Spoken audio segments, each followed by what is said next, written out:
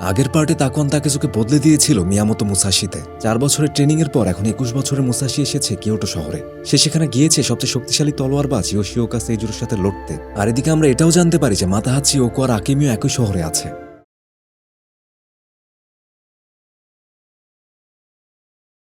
ইয়োশিওকা স্কুলে লড়াই করতে করতে পরিস্থিতি এতটাই খারাপ হয়ে যায় যে দেনশিচিরো নিজেই তার সামনে এসে দাঁড়ায়। আর ঠিক তখনই এন্ট্রি হয় ইয়োশিওকা সেইজুরোর। মুসাশি তাকে দেখে হতবাক হয়ে যায়। তাহলে এই লোকটা ইয়োশিওকা সেইজুরো? সেইজুরো শান্ত গলায় বলে, আমি মানা করার পরেও তুমি এখানে চলে এসেছো। মুসাশি ইতিমধ্যেই তার গতির একটা ঝলক দেখেছিল, আর এখন যখন সত্যি তার সামনে দাঁড়িয়ে লড়তে যাচ্ছে তার পুরো শরীর কাঁপতে শুরু করে। বাইরে বসে থাকা মাতাহাচি সব শুনে বলে ওঠে, এটা খুব খারাপ হলো। প্রথমে দেনশিচিরো, এখন আবার সেইজুরো এসেছে। ওই সামুরাই মনে হয় আর বাঁচবে না। সে তাদের 5 জন ডিসাইপলকেও মেরে ফেলেছে। এখন ওরা তাকে জীবিত বের হতে দেবে না। তারপরে মাতাহাচি নিজের কথা ভাবে, কিন্তু আমি এখানে কি করছি? ওরা যদি আমাকে দেখে ফেলে আমাকেও মেরে ফেলবে। কিন্তু তবুও আমার তো ফেরার মতো কোনো ঘর নেই। ভিতরে সেইজুরো মুসাশির দিকে একটা দামি মদ বাড়িয়ে দেয়। সে বলে ওঠে, এটা নাও আর এখান থেকে চলে যাও। সবাই অবাক হয়ে যায়। ইয়োশিওকা সেইজুরো, সে কি সত্যি মুসাশিকে ছেড়ে দিচ্ছে? কিন্তু মুসাশি কোনো কথা না বলে মাটির পাত্রটা ভেঙে ফেলে। সে বলে ওঠে, আমি এখানে কোনো পুরস্কারের জন্য আসিনি।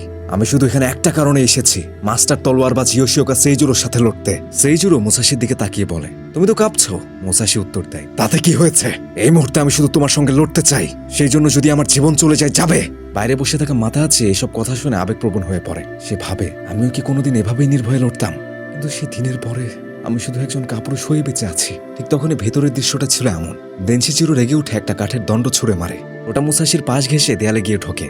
তবে এর কিছুক্ষণ আগে আমরা দেখতে পাই সেইজুরো তার গতির ঝলক মুসাশিকে আবার দেখিয়ে দেয়। সে তার তলোয়ার দিয়ে মুসাশির মাথার কাছে কেটে ফেলে এবং তাকে বলে যে এটা একটা ওয়ার্নিং। সে যদি এখান থেকে না চলে যায় তাহলে তাকে সে মেরে ফেলবে। এবং এরপরে সেইজুরো সেখান থেকে চলে যায়।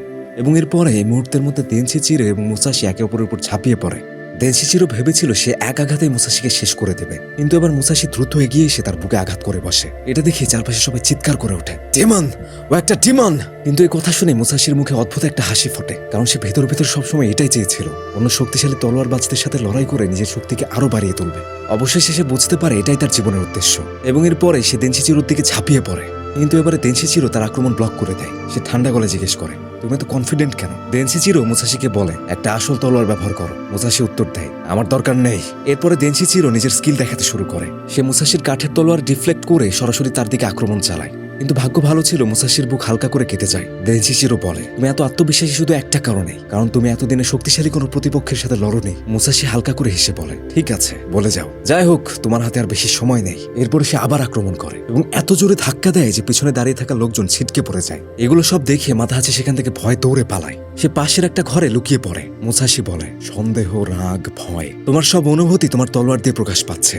একই সময় সে মনে মনে ভাবছিল, এই লোকটার শরীর তো পুরো দানবের মতো, তাহলে সে আমার আক্রমণগুলো এত দ্রুত কিভাবে আটকালো? মুসাশি আবার আক্রমণ করতে চায়, কিন্তু দেনশিচিরো এবার কাঁধ দিয়ে তাকে ধাক্কা মেরে সরিয়ে দেয়। অন্যদিকে লুকিয়ে থাকা মাতাহাচি ইয়োশিওকা স্কুলের দামি মদগুলো পান করতে থাকে। এদিকে দেনশিচিরো বলে, তুমি এখন ভাবছো যে আমার মতো একটা বিশাল শরীরের মানুষ তোমার আক্রমণগুলো কিভাবে এড়ালো? তবে শোনো, অনেক বছর আগে যখন আমি একটা ছোট বাচ্চা ছিলাম, আমার বড় ভাই ইয়োশিওকা সেইজুরোর তলোয়ার আমাকে দেয়া হয়েছিল। আর তুমি ঠিকই বলেছিলে, তলোয়ার মানুষের আবেগকে প্রতিফলিত করে। সেইজুরোর তলোয়ার ব্যবহার করতে করতে তার গতি আমার শরীরে চলে এসেছে। তো আজকের এই ভিডিওটি কেমন লেগেছে অবশ্যই আমাদেরকে জানাবেন। ভিডিওটি ভালো লেগে থাকলে লাইক, কমেন্ট এবং সাবস্ক্রাইব করতে ভুলবেন না। দেখা হচ্ছে পরের ভিডিওতে। ততক্ষণ পর্যন্ত সবাই সুস্থ থাকবেন, ভালো থাকবেন এবং মোস্ট ইম্পর্টেন্টলি আড্ডাভার্সের সাথেই থাকবেন।